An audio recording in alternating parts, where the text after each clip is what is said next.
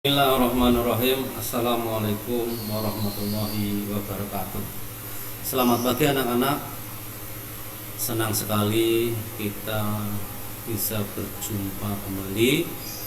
Mudah-mudahan kalian dalam keadaan sehat walafiat, tetap semangat, terus belajar.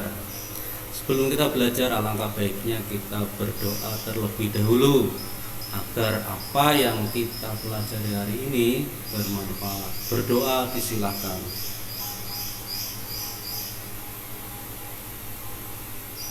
Berdoa dicukupkan. Anak-anakku, kali ini kita akan belajar tema 1, subtema 2, pembelajaran pertama, yaitu kebersamaan dalam keberagaman.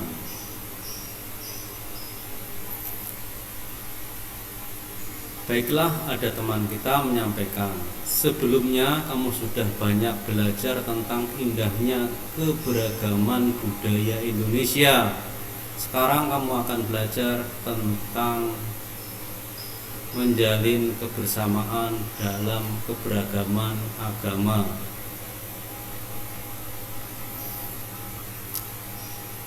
Ayo membaca. Suku, budaya, dan agama yang berbeda tidak menghalangi Udin, Siti, Dayu, Beni, Lani, dan Edo menjalani kebersamaan.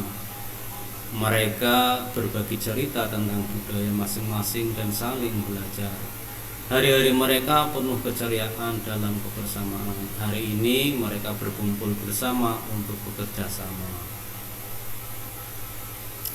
Nah, anak-anakku, di sini ada teks bacaan yang berjudul bekerja sama dalam keberagaman. Marilah kita baca bersama-sama teks bacaan tersebut. Edo dan kelima temannya mendapat tugas untuk melakukan percobaan tentang bunyi. Sepulang sekolah, mereka berkumpul di rumahnya. Setiap orang sudah menyiapkan peralatan yang dibutuhkan. Lani dan Siti membawa beberapa kaleng yang sudah dilubangi. Udin dan Beni membawa benang kasur. Mereka berkumpul di halaman depan rumah. Keenam sekawan siap bekerja sama melakukan percobaan.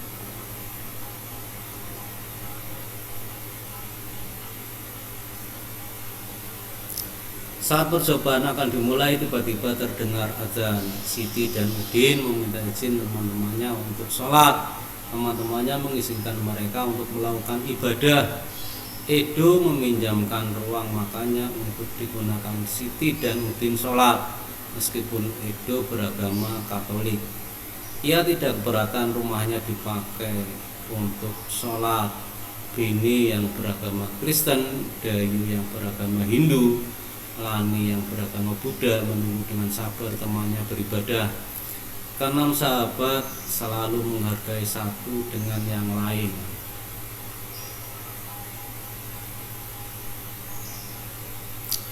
Tiba saatnya keenam sekawan melakukan percobaan.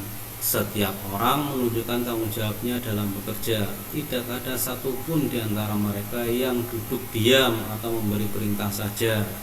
Semuanya ikut bagian dalam percobaan. Saat Dayu membutuhkan pertolongan memotong benang, Udin datang membawakan gunting. Saat Edo kesulitan menalikan benang di kaleng, Siti ikut membantu. Keenam sahabat bekerjasama dengan semangat. Mereka hidup rukun, saling membantu meskipun berbeda agama. Nah, anak-anakku, dari cerita teks bacaan yang berjudul bekerja sama dalam keberagaman tadi, kita dapat mengambil inti, ya, kesimpulan bacaan bahwa walaupun kita hidup dalam keberagaman agama, tetapi kita harus rukun, bekerja sama, saling hormat, menghormati satu sama yang lainnya, gitu ya. Nah, anak-anakku, pada pertemuan yang lalu kita sudah belajar tentang gagasan pokok dan gagasan pendukung. Alangkah baiknya pada pertemuan ini kita ingatkan kembali. Baiklah anak-anakku, kita akan mencari gagasan pokok dan gagasan pendukung dari teks bacaan yang berjudul bekerja sama dalam keberagaman. Tadi kita sudah membaca bersama-sama bahwa teks bacaan tersebut terdiri dari 3 paragraf. Nah, anak-anakku, kita akan konsentrasi dalam mencari gagasan pokok dan gagasan pendukung untuk paragraf pertama. Coba kamu perhatikan baik-baik.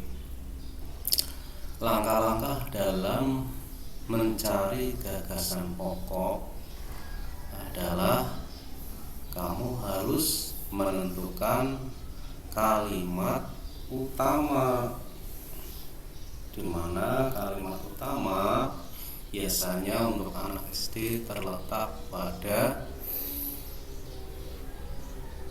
kalimat pertama pada paragraf. Contohnya di sini adalah Edo dan kelima temannya mendapat tugas untuk melakukan percobaan tentang bunyi. Nah,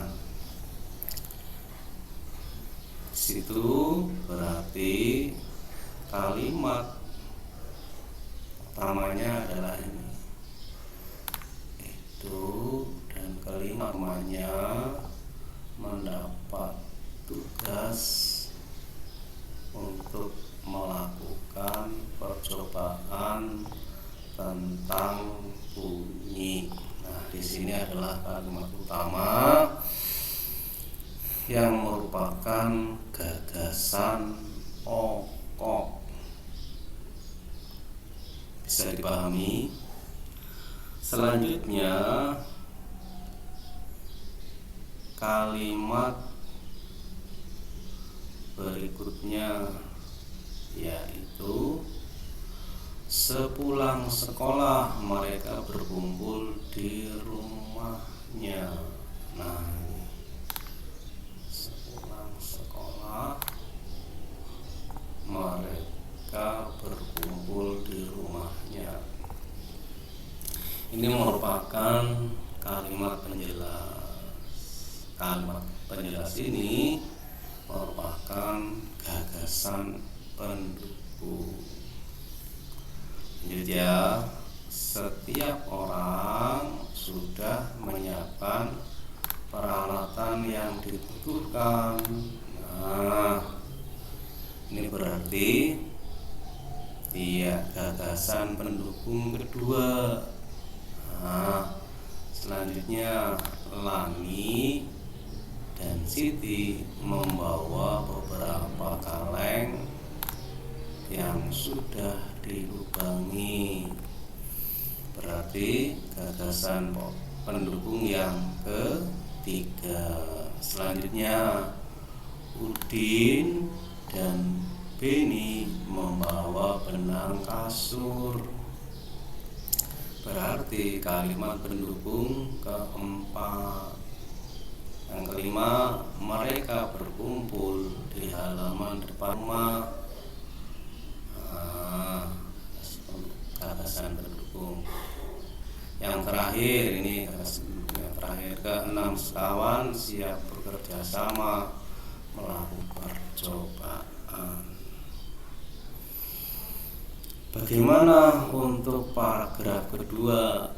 Nah, paragraf kedua, coba kamu bersama ayah bundamu, ya, papa mamamu, bapak ibumu. Bagaimana dengan paragraf ketiga? Tapi kamu belajar bersama dengan ayah bundamu, dengan papa mamamu, ya, bapak ibumu. Bagaimana mencari gagasan gagasan pendukung. Ya, kamu sudah mengetahui keragaman sosial yang ada di Indonesia. Ada keragaman budaya, etnis, dan juga agama. Di kelas, kamu pasti memiliki teman yang beragam agamanya. Indonesia mengakui 6 agama, yaitu Islam, Kristen, Katolik, Hindu, Buddha, dan Konghucu. Kamu simak baik-baik ya. Berikut ini adalah penjelasan tentang agama yang ada di Indonesia, kitab sucinya, tempat ibadah, dan hari besar agama. Yang pertama, agama Islam, kitab suci Al-Quran, tempat ibadah masjid, hari besar keagamaan, hari raya Idul Fitri, hari raya Idul Adha, tahun baru Hijriah, Maulid Nabi Muhammad SAW, dan Isra Mi'raj. Yang kedua, Kristen, kitab suci Alkitab, tempat ibadah gereja, hari besar keagamaan, hari Natal, hari Jumat Agung, hari Paskah, dan kenaikan Isa Al-Masih. Yang ketiga, Katolik, kitab suci Alkitab, tempat ibadah gereja, hari besar keagamaan, hari Natal, hari Jumat Agung, hari Paskah, dan kenaikan Isa Al-Masih. Yang keempat, Hindu, kitab suci Weda, tempat ibadah Pura, hari besar keagamaan, hari Nyepi, hari Saraswati, dan hari Pagar Besi. Yang kelima, Buddha, kitab suci Tripitaka, tempat ibadah wihara, hari besar keagamaan, hari Waisak, hari Asada, dan hari Katina. Yang terakhir, keenam, agama Konghucu, kitab suci Sisujing, tempat ibadah kelenteng, hari besar keagamaan, tahun baru Imlek, dan Cap Gomeh.